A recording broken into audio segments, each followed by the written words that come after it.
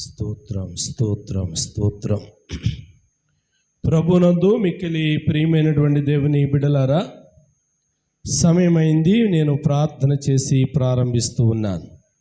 సకలాశీర్వాదములకు కారకుడైన మా తండ్రి, గనుడైన మా ప్రభువా, మహోన్నతుడా, నీ శ్రేష్టమైన ఘనమైన నామానికి వందనాలు స్తోత్రాలు చెల్లిస్తూ ఉన్నాను. ఈ రాత్రికాల సమయంలో మరొక పర్యాయము నీ పాదాల దగ్గరికి రావడానికి మీరు మాకు చూపిన కృపకై నీకు వందనాలు. ఈ రాత్రి ఈ కూడికను ప్రార్థన చేసి మేము ప్రారంభిస్తూ ఉన్నాము. ప్రారంభం నుండి ముగింపు వరకు నీ చిత్తములో జరిగించండి. ప్రతి విధమైనటువంటి ఆటంకాలను యేసు నామములో లయపరచండి. కరెంటు విషయంలోనూ, మైకుల విషయంలోనూ, చీకటిలోని బిడ్డలు చేరుకూడి వస్తూ ఉండగా క్షేమకరమైన భద్రత అనుగ్రహించి ఈ కూడిక ప్రారంభం నుండి ముగింపు వరకు నీ నామానికి మహిమకరముగాను మాకు ఆశీర్వాదకరముగాను జరిగించమని యేసునాథుని పేరట అడిగి వేడుకొని ప్రార్థన చేయుచున్నాను తండ్రి, ఆమేన్.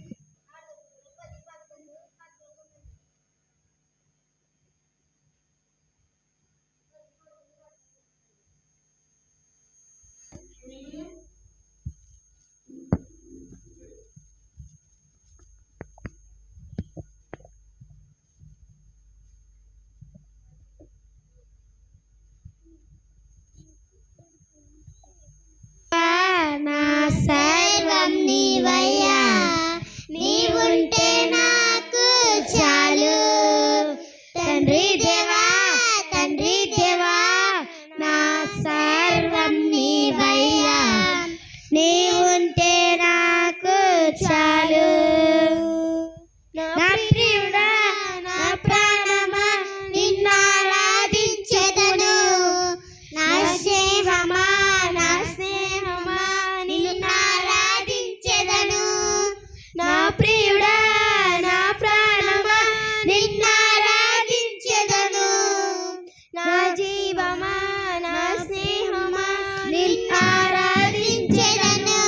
తండ్రి దేవా, తండ్రి దేవా, నా సర్వం నీవయ్యా, నీవుంటే నాకు చాలు. తండ్రి దేవా, తండ్రి దేవా, నా సర్వం నీవయ్యా, నీవుంటే నాకు చాలు.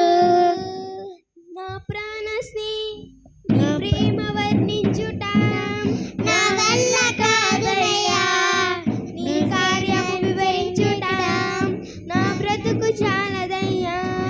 నీ ప్రేమ వర్ణించుట నా వల్ల కాదయ్యా, నీ కార్యము వివరించుట నా బ్రతుకు చాలదయ్యా.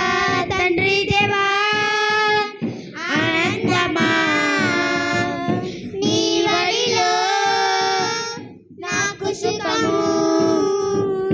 తండ్రి దేవా, ఆనందమా నీ వడిలో నాకు సుఖము.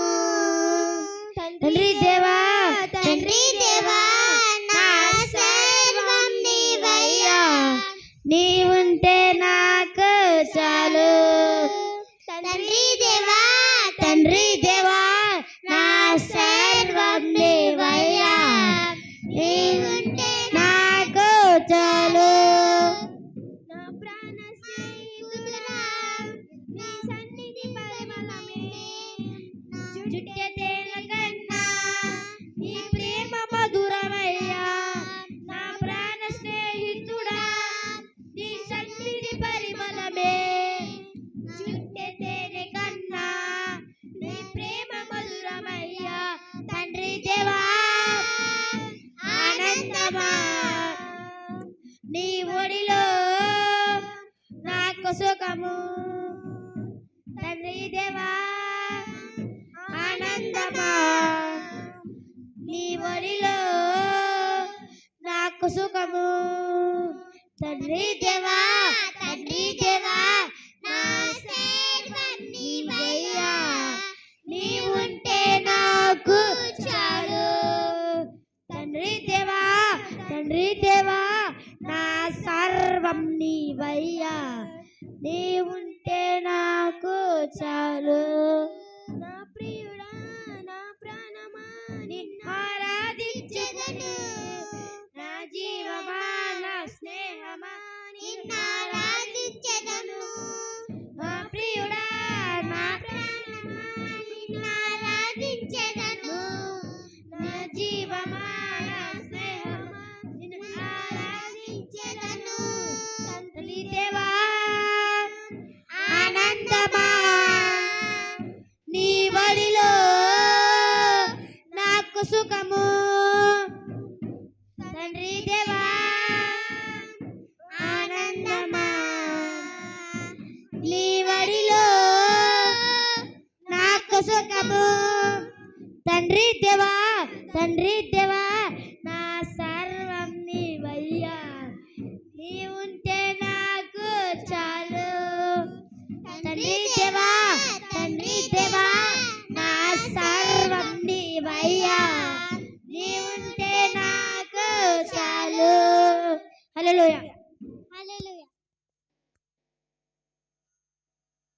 సాధ్యమే నీలో సమస్తం సాధ్యమే, మహోన్నతుడా యేసయ్యా, పరిశుద్ధుడా నీవయ్యా, మహోన్నతుడా యేసయ్యా, బలవంతుడా యేసయ్యా, ఆరాధింతును నిన్నే స్తుతింతును, ఆరాధింతును నిన్నే స్తుతింతును, ఆరాధింతును నిన్నే స్తుతింతును, ఆరాధింతును నిన్నే స్తుతింతును, నీలో సమస్తం సాధ్యమే, నీలో సమస్తం సాధ్యమే. అలసి ఉన్న నా ప్రాణమును సేదతీర్చువాడవు, జీవజలపు ఊటనిచ్చి తృప్తిపరచువాడవు, అలసి ఉన్న నా ప్రాణమును సేదతీర్చువాడవు, జీవజలపు ఊటనిచ్చి తృప్తిపరచువాడవు, ప్రార్థనలన్నీ ఆలకించువాడవు నీవు, అడిగినవన్నీ ఇచ్చేవాడవు నీవు, ప్రార్థనలన్నీ ఆలకించువాడవు నీవు, అడిగినవన్నీ ఇచ్చేవాడవు నీవు, మహోన్నతుడా యేసయ్యా, బలవంతుడా యేసయ్యా, మహోన్నతుడా యేసయ్యా, బలవంతుడా యేసయ్యా, ఆరాధింతును నిన్నే స్తుతింతును, ఆరాధింతును నిన్నే స్తుతింతును, ఆరాధింతును నిన్నే స్తుతింతును, ఆరాధింతును నిన్నే స్తుతింతును, నీలో సమస్తము సాధ్యమే, నీలో సమస్తము సాధ్యమే. శోధన వేదనలో జయమిచ్చువాడవు, బుద్ధియు జ్ఞానమిచ్చి నడిపించువాడవు, శోధన వేదనలలో జయమిచ్చువాడవు, బుద్ధియు జ్ఞానమిచ్చి నడిపించువాడవు, నిత్యమన్ని ఇచ్చేవాడవు నీవు, మాతో ఉన్న ఇమ్మానుయేలువు నీవు, నిత్య జీవం ఇచ్చేవాడవు నీవు, మాతో ఉన్న ఇమ్మానుయేలువు నీవు, మహోన్నతుడా యేసయ్యా, బలవంతుడా యేసయ్యా, మహోన్నతుడా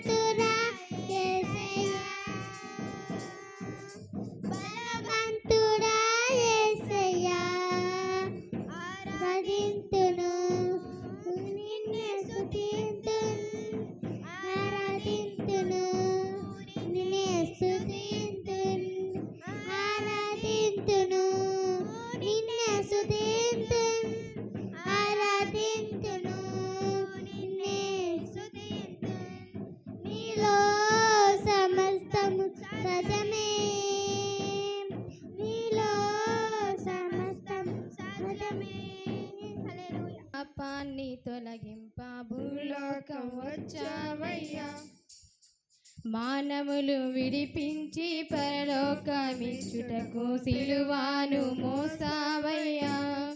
పాపాన్ని పోగొట్ట శాపాన్ని తొలగింప భూలోకం వచ్చావయ్యా.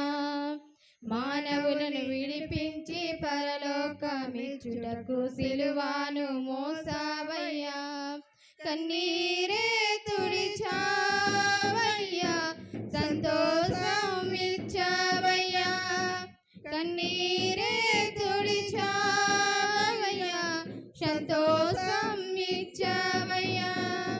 నా యేసయ్యా, నా యేసయ్యా, నా యేసయ్యా, నా యేసయ్యా. పాపాన్ని పోగొట్ట శాపాన్ని తొలగింప భూలోకం వచ్చావయ్యా. మానవులను విడిపింప పరలోకమిచ్చుటకు సిలువాను మోసావయ్యా. బంగారం కోరాలేదు, వెండిని కోరాలేదు, హృదయాన్ని కోరావయ్యా. ఆస్తులని అడగాలేదు, అంతస్తులు అడగాలేదు, హృదయాన్ని అడిగావయ్యా. బంగారం కోరాలేదు, వెండిని కోరాలేదు, హృదయాన్ని కోరావయ్యా. ఆస్తులని అడగలేదు, అంతస్తులు అడగలేదు, హృదయాన్ని అడిగావయ్యా. నీవెదకి రాలేదని నా కోసం వచ్చావయ్యా. నీవెదకి రాలేదని నా కోసం వచ్చావయ్యా. నా ప్రాణం యేసయ్యా, నా ధ్యానం యేసయ్యా, నా జీవం యేసయ్యా, నా సర్వం యేసయ్యా. నా ప్రాణం యేసయ్యా, నా ధ్యానం యేసయ్యా, నా జీవం యేసయ్యా, నా సర్వం యేసయ్యా. పాపాన్ని పోగొట్ట శాపాన్ని తొలగింప భూలోకం వచ్చావయ్యా. మానవుని విడిపించి పరలోకమిచ్చుటకు సిలువాను మోసావయ్యా. పాపాన్ని పోగొట్ట శాపాన్ని తొలగింప భూలోకం వచ్చావయ్యా. మానవుని విడిపించి పరలోకమిచ్చుటకు సిలువాను మోసావయ్యా. తల్లి నన్ను మరచిన, తండ్రి నన్ను మరచిన, యేసయ్య మరువాడయ్యా. బంధువులు విడిచిన, స్నేహితులు విడిచిన, యేసయ్య విడువాడయ్యా. తల్లి నన్ను మరచిన, తండ్రి నన్ను మరచిన, యేసయ్య మరువాడయ్యా. బంధువులు విడిచిన, స్నేహితులు విడిచిన, యేసయ్య విడువాడయ్యా. చేపట్టి నడుపోనయ్యా, శిఖరముపై నిలుపోనయ్యా. చేపట్టి నడుపోనయ్యా, శిఖరముపై నిలుపోనయ్యా. నా యేసయ్యా, నా యేసయ్యా, నా యేసయ్యా, నా యేసయ్యా. పాపాన్ని పోగొట్ట శాపాన్ని తొలగించ భూలోకం వచ్చావయ్యా. మానవుని విడిపించి పరలోకమిచ్చుటకు సిలువాను మోసావయ్యా. పాపాన్ని పోగొట్ట శాపాన్ని తొలగించ భూలోకం వచ్చావయ్యా. మానవుని విడిపించి పరలోకమిచ్చుటకు సిలువాను మోసావయ్యా. కన్నీరే తుడిచావయ్యా, సంతోషం ఇచ్చావయ్యా. కన్నీరే తుడిచావయ్యా, సంతోషం ఇచ్చావయ్యా. నా యేసయ్యా, నా యేసయ్యా,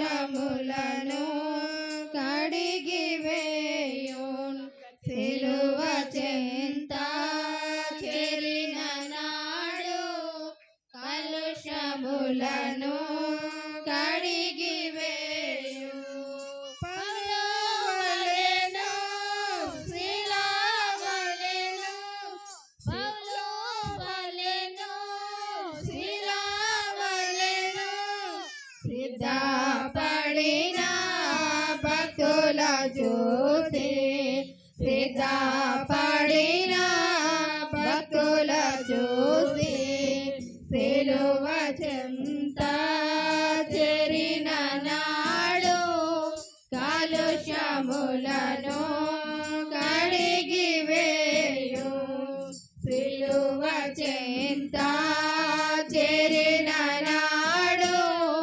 కాలుష్యములను కడిగి వేయు కొండలాంటి బండలాంటి మొండి హృదయం మండుచుంది కొండలాంటి బండలాంటి మొండి హృదయం మండుచుంది పండియున్న పాపులనైనా పండియున్న పాపులనైనా పిలచుచుండే పరము చేరా పిలచుచుండే పరము చేరా సిలువ చెంత చేరిన నాడు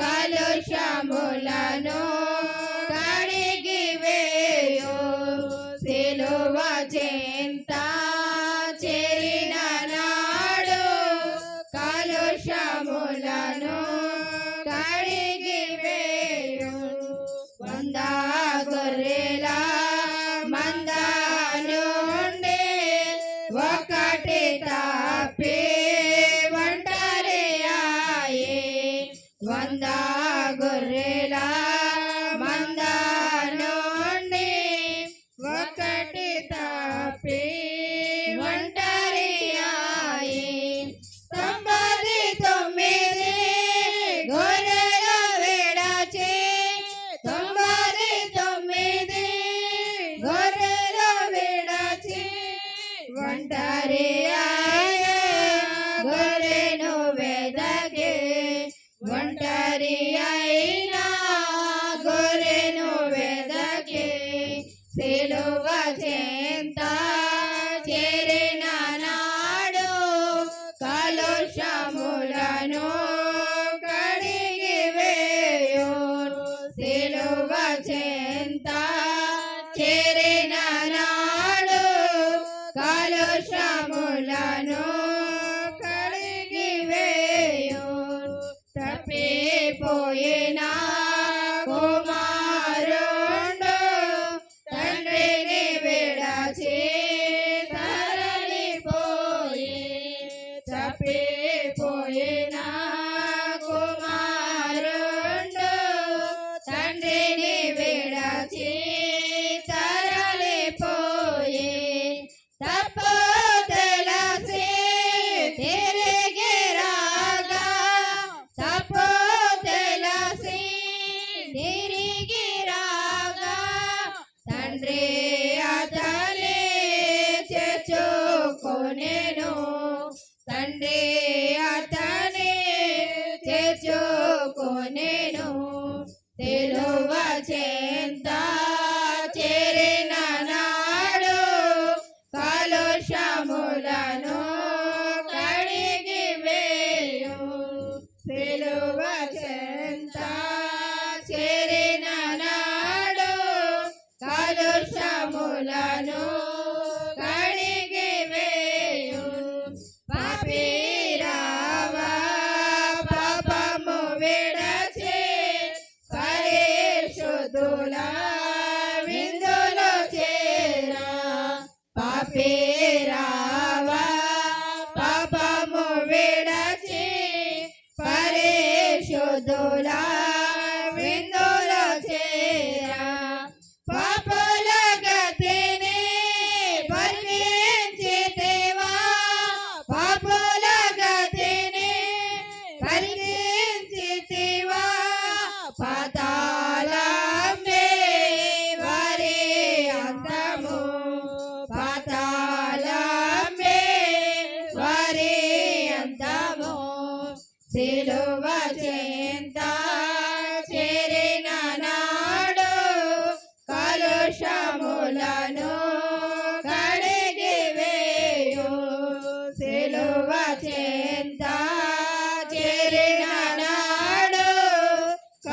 దోషములను కడిగివేయు.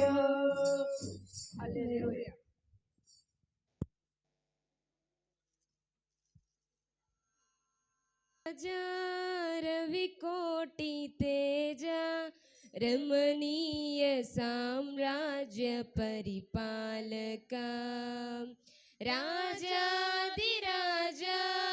रविकोटि तेज रमणीय साम्राज्य परिपालका వీడువని కృపణాలు స్థాపించెనే సియోనులోనున్న స్తుతుల సింహాసనమును వీడువని కృపణాలు స్థాపించెనే సియోనులోనున్న స్తుతుల సింహాసనమును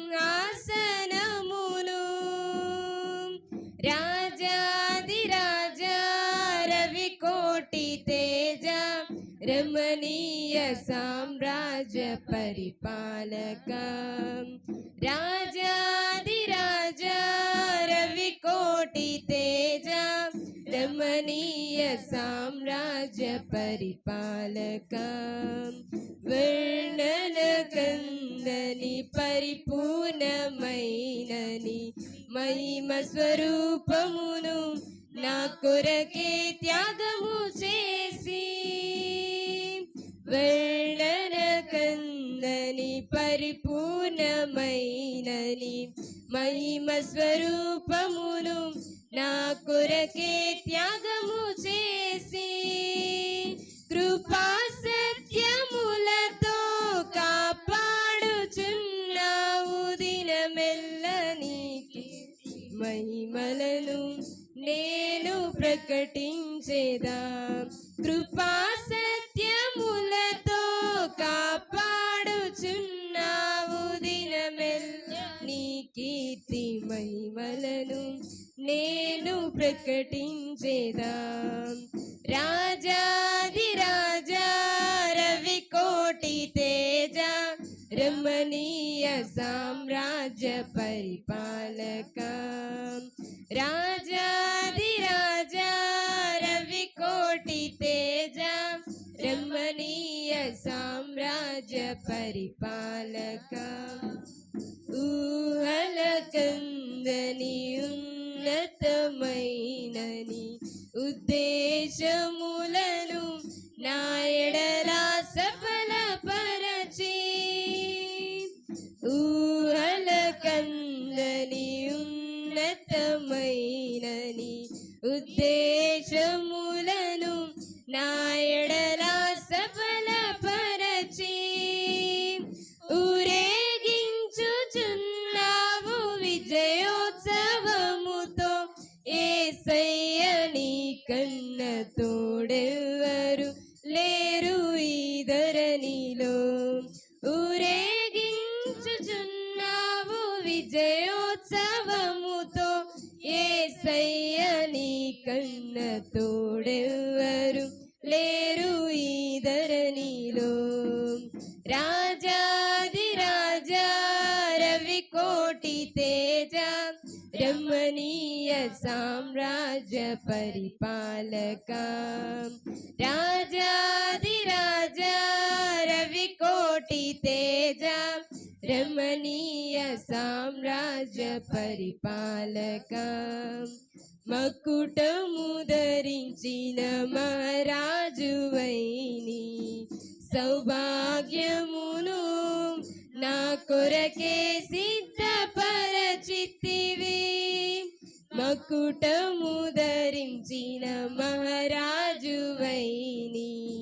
సౌభాగ్యమును నా కొరకే సిద్ధపరచితివి నీ పరిశుద్ధమైన మార్గములో నడచి నీ సాక్షినై కాంక్షతో పాడేదా స్తోత్ర సంకీర్తనలే నీ పరిశుద్ధమైన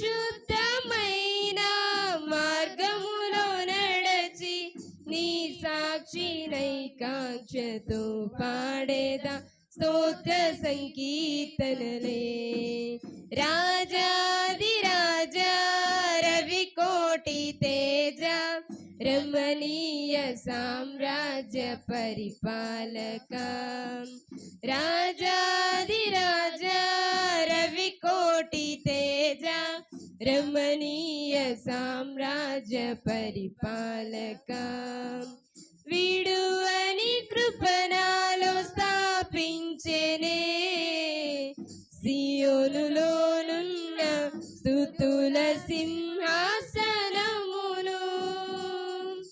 విడువని కృపణాలు స్థాపించెనే సియోనులోనున్న స్తుతుల సింహాసనమును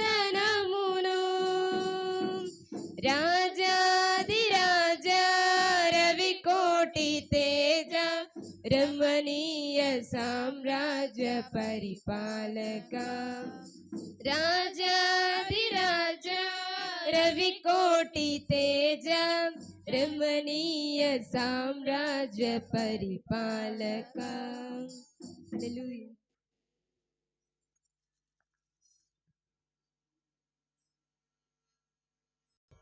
ఘనత మహిమ ప్రభావములు మన యేసయ్యకే చెందునుగాక. ఆమేన్. మరొక పర్యాయము దేవుని యొక్క సన్నిధానములో దయగలిగినటువంటి యేసునాథుని మాటలు వినడానికి ఆయన మనకు అనుగ్రహించినటువంటి భాగ్యాన్ని బట్టి నేను ప్రభుని స్తుతిస్తూ రండి దేవుని యొక్క గ్రంథంలో నుండి నేటి ధ్యానము కొరకై లూకాసు వార్త 22వ అధ్యాయము లూకాసు వార్త 22వ అధ్యాయము 1 నుండి 6 వచనాలు చదువుదాం. ఆ ఆ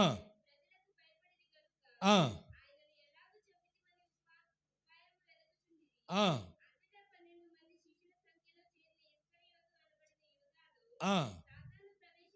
ఆ గనుక వాడు వెళ్ళి ఆయనను వారికి ఎలాగూ అప్పగింపవచ్చునో దానిని గూర్చి ప్రధాన యాజకులతోనూ అధిపతులతోనూ మాటలాడెను. అందుకు వారు సంతోషించి వానికి ద్రవ్యమియ్య సమ్మతించిరి. వాడు అందుకు ఒప్పుకొని జనసమూహము లేనప్పుడు ఆయనను వారికి అప్పగించుటకు తగిన సమయము వేదకుచుండెను. చాలు. చదవబడినటువంటి పరిశుద్ధ వాక్యాన్ని కృపగలిగిన దేవుడు మన కొరకు దీవించును గాక. ఆమేన్. బిడ్డలారా, మరి ఈ రాత్రి దేవుని యొక్క సన్నిధానంలో చేరి కూడి యేసునాథుని యొక్క మాటలు వినడానికి ఆయన చూపినటువంటి కృపను బట్టి నేను ప్రభుని స్తుతిస్తూ ఉన్నాను. ఈ రాత్రి దేవుని యొక్క గ్రంథములో నుండి ఒక అంశాన్ని మనం జ్ఞాపకం చేసుకోబోతూ ఉన్నాం. ఆ అంశం యొక్క పేరేంటంటే చీకటి క్రియలు. చీకటి అందరికీ తెలుసు. చీకటి, వెలుగులేని స్థలమును చీకటి అంటాం. వెలుగులేని స్థలమును చీకటి అంటాము. క్రియలు, పనులు, చేసే పనులు అంటే చీకటి క్రియలు అంటే ఎవరికీ తెలియకుండా చీకటిలో అంటే రహస్యముగా చేసే పనులు అన్న సంగతిని ఈ రాత్రి పరిశుద్ధాత్మ దేవుడు మనకి జ్ఞాపకం చేస్తూ ఉన్నాడు. మరొక మాటలో చెప్పాలి అనంటే పర్యాయ పదములో దీని భావం ఏమై ఉంది అనంటే అపవాది సంబంధ కార్యములు అనే మాట మనం జ్ఞాపకం చేసుకోవచ్చు. ఎందుకంటే అపవాది క్రియలు ఎప్పుడు కూడా చీకటిలోనే ఉంటాయి. అపవాది క్రియలు ఎప్పుడు కూడా చీకటిలోనే ఉంటాయి, వెలుగులో ఉండవు. కాబట్టి దానిని ఏమన్నారు అంటే చీకటి క్రియలు అనగా అపవాది సంబంధిత కార్యములు అన్న సంగతిని ఈ రాత్రి మనం జ్ఞాపకం చేసుకుందాం. రండి, ఏది చీకటి క్రియ, ఏది వెలుగులో చేసే క్రియ, ఏది దేవునికి మహిమ తెచ్చే క్రియ, ఏది దేవుని యొక్క శాపమును పొందుకునే క్రియ. అంటే మనం చేసే పనుల మీద మన భక్తి ఆధారపడి ఉంది అన్న సంగతిని మనం గమనించాలి. అందుకే ప్రకటన గ్రంథంలో పరిశుద్ధాత్మ దేవుడు అన్నాడు, ప్రియులారా, ఎప్పుడైతే మనం మృతి చెందుతూ ఉన్నామో మన క్రియలు మన కూడా వచ్చేస్తూ ఉన్నాయి. వాని క్రియలు అనే మాట అక్కడ మనం చదువుతూ ఉన్నాం. వాని క్రియలు వాని వెంట వెళుతూ ఉన్నాయి అన్న సంగతిని పరిశుద్ధాత్మ దేవుడు జ్ఞాపకం చేస్తున్నాడు. అలాగైతే ఈ రాత్రికాల సమయంలో ఏది ఉద్దేశించి పరిశుద్ధాత్మ దేవుడు ఈ మాటలు వ్రాయించాడు, ఎవరిని ఉద్దేశించి ఈ మాటలు వ్రాయించాడు? యేసు ప్రభు దగ్గర 12 మంది శిష్యులు ఉన్నారు. ఒకరు కాదు, ఇద్దరు కాదు, 12 మంది శిష్యులు ఉన్నారు. 12 మంది శిష్యులుంటే 12 మంది శిష్యులలో ఎవరిని ఉద్దేశించి పరిశుద్ధాత్మ దేవుడు ప్రియులారా ఇలాగు వ్రాయించాడు అని గనక ఆలోచన చేస్తే రండి ఒకసారి 3వ వచనాన్ని ధ్యానం చేద్దాం. అంతటా 12 మంది శిష్యుల సంఖ్యలో చేరిన ఇస్కరియోతు యూదా అనబడిన యూదాలో సాతాను ప్రవేశించెను. గమనించండి ప్రియులారా, యేసు ప్రభు దగ్గర 12 మంది శిష్యులు ఉన్నారు. ఈ 12 మంది శిష్యులలో ఇస్కరియోతు యూదాలో సాతాను ప్రవేశించెను అంటే చీకటి ప్రవేశించెను అనే మాట మనం చదువుతూ ఉన్నాం. ఎప్పుడైతే చీకటి ప్రవేశించిందో అప్పటి నుండి, అంటే ఎప్పుడైతే సాతాను, ఎప్పుడైతే అపవాది అతనిలో ప్రవేశించిందో అతనికి తెలియకుండానే చేసే కార్యములు, ఆలోచనలు, నడతలు అన్నీ కూడా చీకటి క్రియలుగా మారిపోయాయి. వినాలి ప్రియమైనటువంటి దేవుని బిడ్డలారా, చీకటి క్రియలుగా మారిపోయాయి.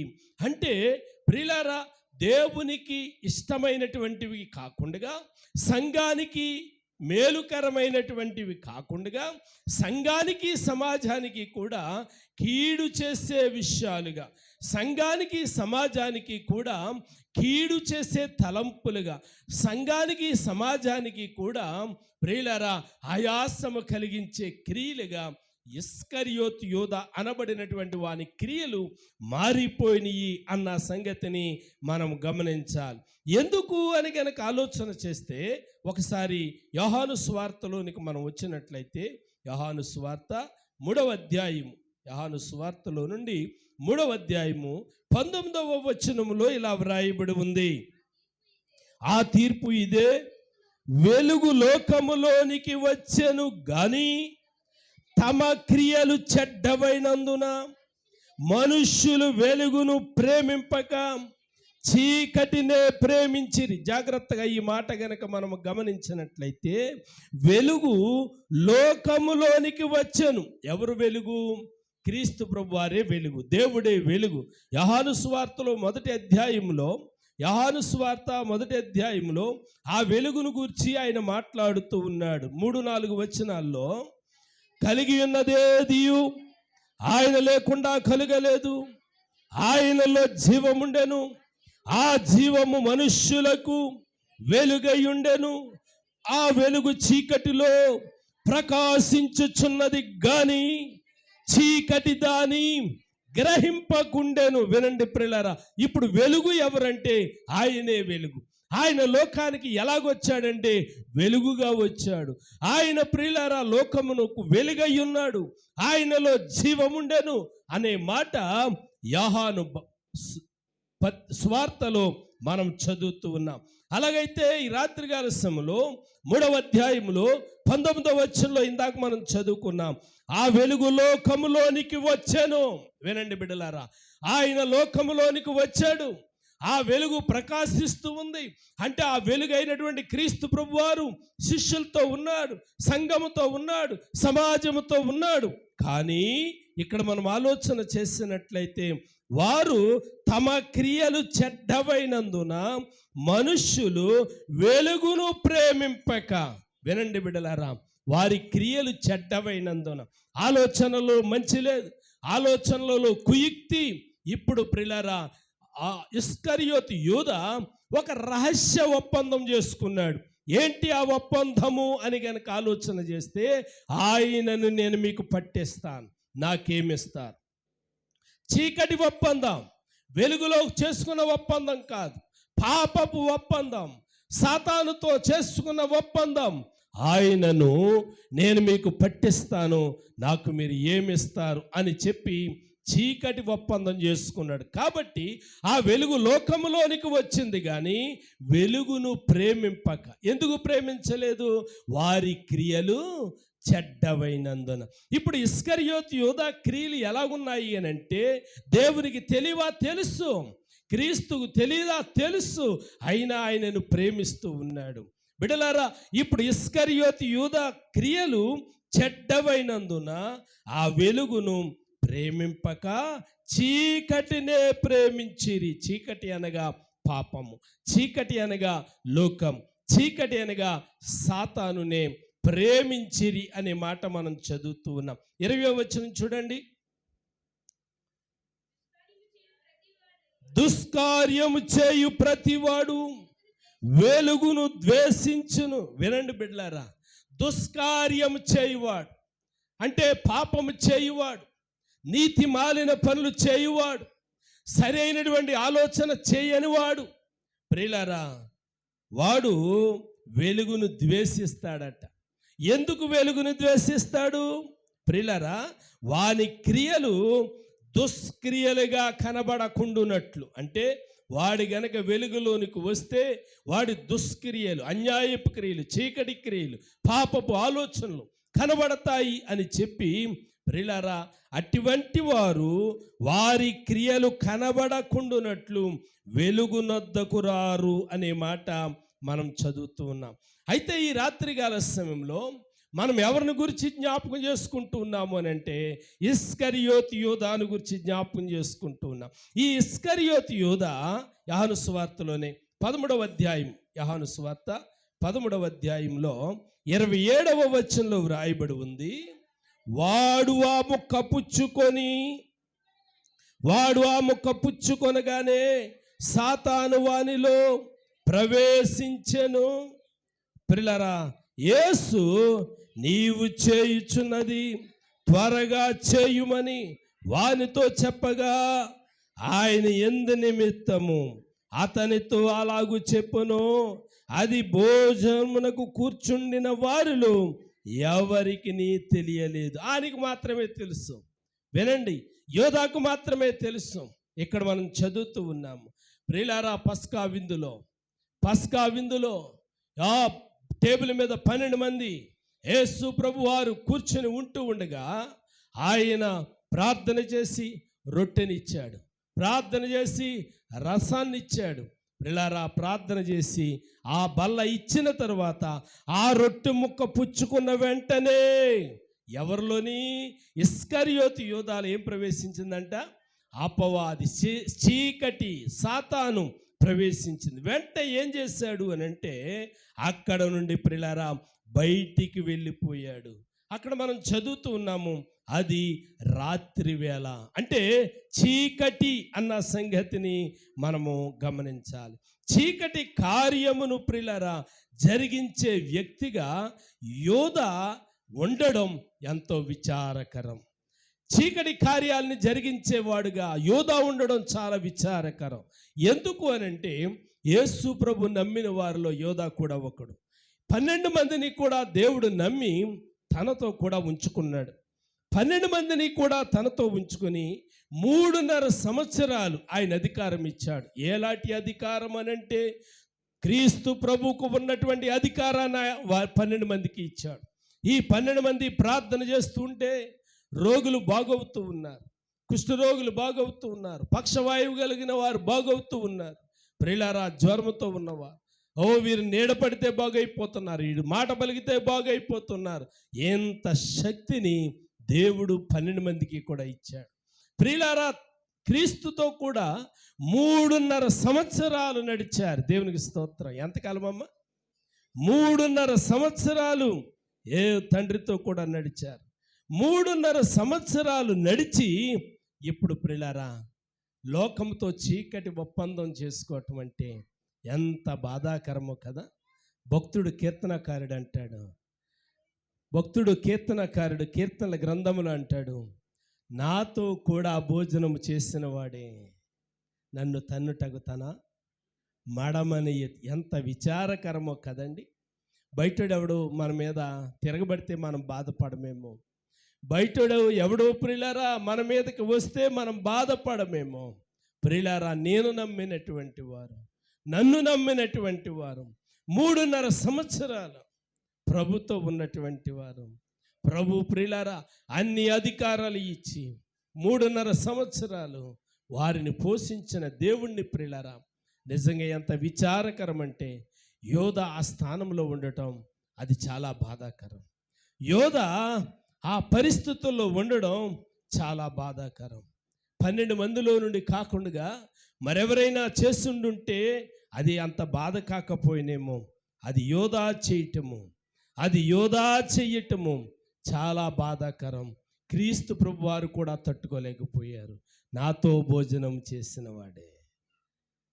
ఈ మాట గురించి ఒక్కసారి ఆలోచన చేయండి. నాతో కూడా భోజనం చేసిన వాడే, 3.5 సంవత్సరాలు నాతో సహవాసం చేసిన వాడే నన్ను ఇలాగూ అప్పగించాడు, నన్ను ఇలా విడిచిపెడుతున్నాడు అని చెప్పి ఆయన బాధపడడం ఒక ఎత్తు అయితే, యోధ ఆ స్థానంలో ఉండడం అది చాలా బాధాకరము అన్న సంగతిని నేను జ్ఞాపకం చేస్తూ ఉన్నాను. రోమీయులకు రాసిన పత్రికలో అపోస్తలుడు పౌలు ఇలాగంటే, రోమీయులకు రాసిన పత్రికలో 13వ అధ్యాయము 12వ వచనములో ప్రియులారా ఇలాగంటున్నాడు. చదవమ్మా. రాత్రి చాలా గడిచి పగలు సమీపముగా ఉన్నది గనుక మనము అంధకార క్రియలను విసర్జించి, వినండి వినండి వినండి ప్రియమైనటువంటి దేవుని బిడ్డలారా, ఆయన పిల్లలమైనటువంటి మనం ఏం చెయ్యాలి అనంటే అంధకార సంబంధమైనటువంటి క్రియలను విసర్జించాలి, చీకటిని విసర్జించాలి, పాపమును విసర్జించాలి, దేవునికి ఆయాసకరమైన ప్రతి పనిని విసర్జించాలి. దేవునికి ప్రియులారా ఆయాసము కలిగించే పని కానీ, సంఘానికి కీడు చేసే పని కానీ ప్రియులారా క్రైస్తవులు దేవునిని ఎరిగినటువంటి వారు విసర్జించాలి. ఎందుచేత అది గనక ఆలోచన చేసినట్లయితే 12వ వచనంలో ఇలా రాయబడి ఉంది. ఎందుకు విసర్జించాలంటే ఆయన పిల్లలము కాబట్టి, ఆయన పేరు పెట్టుకున్నాం కాబట్టి మనమేం చేయాలి అని అంటే పౌలు భక్తుడు ఎలాగంటా ఉన్నాడు, తేజ సంబంధమైన యుద్ధోపకరణములు ధరించుకోవాలి. అల్లరితో కూడిన ఆటపాటలు అవన్నీ కూడా ప్రక్కన పెట్టాలి. ఓ ప్రియులారా వినండి. ఓ దేవుని సంబంధమైన తేజ సంబంధమైన అంటే ఆయన శిష్యులు కాబట్టి ఇప్పుడు శోధన గడి ఆయన మీదకి వచ్చినప్పుడు శిష్యులు చేయవలసిన పనేమిటి అనంటే ప్రార్థన చేయాలి, తండ్రికి విజ్ఞాపన చేయాలి, లేకపోతే ఆ క్రీస్తు ప్రభువారితో కూడా ప్రియులారా నిలవబడాలి. అలా నిలవబడవలసినటువంటి వారే, ఇదిగో నేనున్నాను నీకు అనవలసినటువంటి వారే అప్పుడప్పుడు ప్రియులారా మనం కూడా అనుకుంటూ ఉంటాం కదా, ఈయన ఎప్పుడు నాతోటి ఉంటారు, వీరెప్పుడు నాకు సహాయం చేస్తారు అని మనం ఎవరి మీదైనా భరోసా పెట్టుకున్నప్పుడు ప్రియులారా అపత్కాలంలో చెయ్యి విడిచిపెట్టారంటే ఎంతో బాధ అనిపిస్తూ ఉంటుంది కదా. అలాగే క్రీస్తు ప్రభు వారు కూడా ఎంతో బాధ చెందుతూ ఉన్నప్పటికీ తండ్రి నీ చిత్తం జరిగించడానికి నేను వచ్చానని చెప్పి తండ్రికి ప్రియులారా తనను తాను అప్పగించుకొని ఆయన ఏం చేస్తూ ఉన్నాడు అని గనక ఆలోచన చేసినట్లయితే 13వ వచనం చూడండి. 13వ అధ్యాయం 13వ వచనంలో అల్లరితో కూడిన ఆటపాటలైనను మత్తైనను లేక కామ విలాసములైనను పోకిరి చేష్టలైనను లేకయు కలహమైనను మత్సరమైనను లేకయు. ప్రియులారా ఈ మాట కోసం నేను చదివించాను. పగటి యందు నడుచుకున్నట్టుగా మర్యాదగా నడుచుకుందాము. ప్రియులారా ఆయన పిల్లలముగా మనము ఎలా నడుచుకోవాలి అనంటే, ఇప్పుడు ఇస్కరియోతు యూదా చీకటిలో అపవాదితో సాతానుతో చీకటి సంబంధమైన క్రియలతో నడుస్తూ ఉన్నాడు. కానీ మనం ఎలా నడుచుకోవాలి అనంటే 13వ వచనంలో ఆఖరి భాగంలో వ్రాయబడి ఉంది, పగటి యందు నడుచుకున్నట్టుగానే. అంటే పగటి కాలములో వెలుగున్నప్పుడు ఎలాగూ నడుచుకుంటూ ఉన్నామో పగటి కాలంలో ఎలాగూ సహవాసం చేస్తూ ఉన్నామో అలాగే రాత్రులు కూడా, అలాగే ఒంటరిగా ఉన్నప్పుడు కూడా మన సహవాసము దేవునితో ఉండాలి. దేవునికి స్తోత్రం. 10 మందిలో ఉన్నప్పుడు ప్రియులారా దేవుని ఎంత చక్కగా పాడుతున్నామో కదా, దేవుని గురించి ఎంత చక్కగా స్తుతిస్తున్నామో కదా, అందరి గురించి ప్రార్థనలు చేస్తున్నాం కదా. ఒంటరి జీవితంలో కూడా అయ్యే క్రియలు ఉండాలి. దేవునికి స్తోత్రం. ఒంటరి జీవితంలో ఏముండాలమ్మా? అవే క్రియలు మనలో ఉండాలి. అదే ప్రార్థన, అదే ఆరాధన, అదే స్తుతి యాగము మన నోటిలో ఉండాలి. ఓ భక్తుడు అన్నాడు, ప్రియులారా నువ్వు ఒంటరిగా ఉన్నప్పుడు అంతరంగాన్ని కాపాడుకో, 10 మందిలో ఉన్నప్పుడు పెదాలను కాపాడుకో అన్నాడు. దేవునికి స్తోత్రం. ప్రియులారా 10 మందిలో ఉన్నప్పుడు పెదాలని కాపాడుకోవడం సులువే, కానీ ఒంటరిగా ఉన్నప్పుడు అంతరంగాన్ని కాపాడుకోవటమే కొంచెం కష్టం. కాబట్టి ప్రియులారా అపోస్తలుడైన పౌలు క్రీస్తు పక్షాన విశ్వాసులైన వారిని హెచ్చరిస్తూ ఉన్నాడు. ఇదిగో మీరు ఎలా నడుచుకోవాలి అనండి, ఇస్కరియోతు యోధలాగా కాదు, పగటి యందు నడుచుకున్నట్టుగానే, పగటి కాలములో నడుచుకున్నట్టుగానే రాత్రులు కూడా మీరు నడుచుకోవాలి అనే సంగతిని ప్రియులారా జ్ఞాపకం చేస్తున్నాడు. అంటే పౌలు భక్తుడు ఇంకొంచెం మనకు అర్థం అవడానికి ఎఫెసీయులకు రాసిన పత్రికలో రండి, 5వ అధ్యాయము, ఎఫెసీయులకు రాసిన పత్రిక 5వ అధ్యాయము 10వ వచనంలో ఇలా వ్రాయబడి ఉంది. 2వ భాగం చదువుతారా? 10వ వచనం 2వ భాగం. వెలుగు సంబంధుల వలె నడుచుకొనిడి. అబ్బా ఎంత అద్భుతమైన మాట, ఎంత క్లారిఫికేషన్ ఇస్తున్నాడు చూడండి. క్రైస్తవులుగా, ఆయన పిల్లలుగా, ఆయనను అంగీకరించిన వారుగా ఎలా ఉండాలి అనంటే ఇస్కరియోతు యోధలాగా చీకటిలో నడిచేవారుగా ఉండకూడదు. ఎందుకు అనంటే దాని పర్యవసానం ఏంటో ఇప్పుడు ఇస్కరియోతు యోధాకి ఇంకా తెలియలేదు, కాసేపుడికి అర్థమవుతుంది. దేవునికి స్తోత్ర. ప్రియులారా అనుకున్నాడు, వాళ్ళు ఇచ్చినటువంటి ధనం, వాళ్ళు తూచినటువంటి ధనం ఏదో నేను బాగుపడొచ్చు అనుకున్నాడేమో, లేకపోతే కుటుంబానికి అవసరం పడుతుంది అనుకున్నాడేమో, కానీ అది వారి మీదకి, అది అతని మీదకి శాపముగా మారుతుంది అన్న సంగతిని గుర్తించలేకపోయాడు. అది అతనికే ఉరిగా మారుతుంది అన్న సంగతిని గుర్తించలేకపోయాడు. అందుకే సామెతల గ్రంథంలో రాయబడి ఉంది, చాటున తినిన భోజనము రుచి రుచి అంట తింటాడట. ఏమంటాడమ్మా? భలే ఉందంటాడంట. వినండి, దాని పర్యవసానం తర్వాత పెట్టినోడు ప్రియులారా పేగులు లెక్కెడతాడంట. అందుకే జ్ఞానిటువంటి సొలొమోను అన్నాడు, ఒక పూట పస్తున్నా ఏం పర్వాలేదు, కాయగూరల భోజనం తిన్నా ఏం పర్వాలేదు, కానీ మాటి మాటికి అలా వెళ్ళి నీ పరువును తీసుకోవద్దు అని చెప్పి జ్ఞాపకం చేస్తూ ఉన్నాడు. కాబట్టి మనం ఎలా ఉండాలి అని కనుక ఆలోచన చేస్తే పౌలు భక్తుడు అంటూ ఉన్నాడు. 11వ వచనం కూడా చూడండి. నిష్ఫలమైన అంధకార క్రియలలో పాలివారయ్యుండక వాటిని ఖండించుడి. వినండి బిడ్డలారా, ఎలా ఉండాలి అనంటే చీకటి క్రియలను ఖండించేవారుగా ఉండాలి, చీకటి క్రియలను అసహించుకునేవారుగా ఉండాలి, చీకటి క్రియలను ప్రియులారా ద్వేషించేవారుగా ఉండాలి. నిష్ఫలమైనటువంటి అంధకార క్రియలలో పాలివారయ్యుండక అంటున్నాడు, వాటిని ఖండించుడి. అబ్బా ఎంత అద్భుతమైనటువంటి మాట, ఎంత అద్భుతమైనటువంటి మాట. ఎందుకు ఖండించాలి అని కనుక ఆలోచన చేస్తే ఇంకా కొంచెం బాగా మాట్లాడుతున్నారు చూడండి.